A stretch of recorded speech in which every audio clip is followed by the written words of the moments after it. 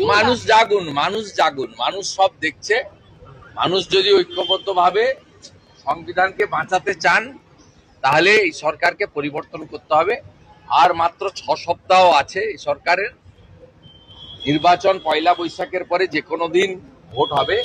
আমরা কয়েকদিনের মধ্যে নির্ঘণ্ট পেয়ে যাব, তার চূড়ান্ত জায়গায় চলে গেছে।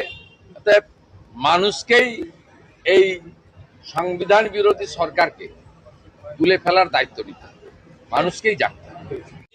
একটু আগে সুপ্রিম কোর্টের কমেন্ট নিশ্চয়ই পেয়েছেন, বলছে আমাদের তো আরো কাজ আছে, শুধু পশ্চিমবঙ্গ নয়। অনারেবল চিফ জাস্টিসের কমেন্ট দেখেছেন? সকলেই বিরক্ত, মুখ্যমন্ত্রী, তার সরকার এবং তার দলের আচার আচরণে প্রত্যেকটা মানুষই বিরক্ত। তার অভিব্যক্তি আজকে সুপ্রিম কোর্টের চিফ জাস্টিসের মুখ থেকেও শুনতে পাওয়া গেল। উনি মনে হয় জানেন না, উল্টো দিকে থাকা কমিউনিটিটাও জোট বেঁধে ফেলেছে। আমি যে উনাকে হারিয়েছি নন্দীগ্রামে, উনি যে কমিউনিটিটাকে ইঙ্গিত করছেন, তো খুলেই বলি মুসলিমদের কথা বলছেন। সেই মুসলিম কমিউনিটি এখন হুমায়ুন কবিরের পিছনে জোট বেঁধেছে বাবরি মসজিদের জন্য, মুসলমান মুখ্যমন্ত্রী করার জন্য। আর অনেক আগে উনি যাদেরকে বলছেন আপনারা বাড়ি থেকে বেরোতে পারবেন না, দেখে নিবে ইত্যাদি, সেই কমিউনিটিও অনেকটাই জোট বেঁধেছে গাঁগঞ্জে। এবারে বাকি কলকাতায় আছে, কলকাতার হিন্দুরাও এবারে জোট বেঁধে ভোট দেবে।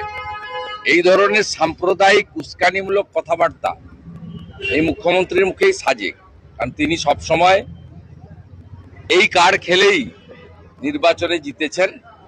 2021-এ সিএ কে এনআরসি বলে মুসলমান খেপিয়ে জিতেছেন। 2024 সালেও একইভাবে কট্টর সাম্প্রদায়িক কার্ড খেলে জিতেছেন। হুমায়ুন কবির নিজে স্বীকার করেছে যে মুখ্যমন্ত্রী তাকে দিয়েই বলিয়েছিলেন শক্তিপুরে, বহরমপুরে, যে আমরা এখানে 70, অন্যরা 30, চাইলে কেটে ভাগীরথীতে ভাসিয়ে দেবো। ওটা উনি বলে স্বীকারই করেছেন। এটা আমার কথা ছিল না, এটা মুখ্যমন্ত্রী আমাকে বলতে বলেছিল ইউসুফ পাঠানকে জেতানোর জন্য।